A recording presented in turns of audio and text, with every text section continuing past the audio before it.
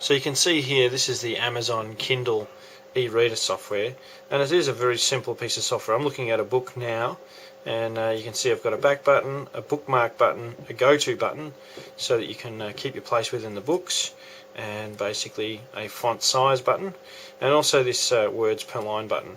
And what I found is the maximum words per line doesn't really stretch to the full width of the screen, but that's okay because you don't want text to be too wide. It becomes much harder to read when it's too wide, so you can adjust that to suit your preferred reading experience. So I can also bump the font size up. I found that's a good size for me.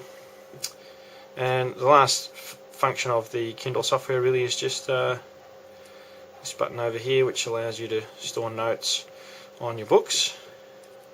If I just flip back home, you'll see this is the library of books, which is automatically synchronized based on your purchases in the Amazon Kindle store.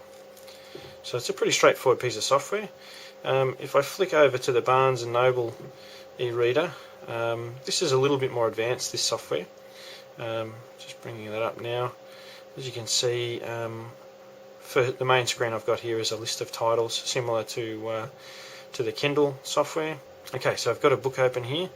I've got my table of contents. You can see I've got this scroll bar here that allows you to flip through pages. But I've also got a two-page view or a one-page view, and I've got full screen option there, which I'm currently in, so I can pull out of the full screen option there and just go into a window type view, which I can stretch across the page, flip back to full screen view. And most importantly, I've got my view settings here, which allows me to set the font size and whether or not the text should be fully justified or not, and also whether links should be underlined. We can adjust margins as we see fit, so I can narrow down the text a little bit if I like it that way. We can also apply a theme to the book and choose the font that we want to read, and I've changed the default font here just to suit myself.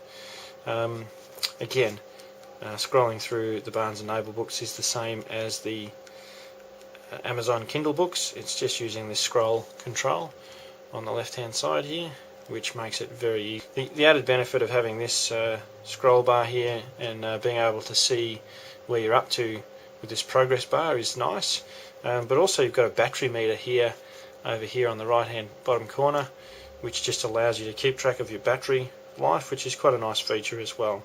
There are quite a lot more titles available in the Barnes & Noble shop as ebooks than Amazon. I can't really attest to the quality or availability of them yet because I haven't made a purchase through Barnes & Noble just yet.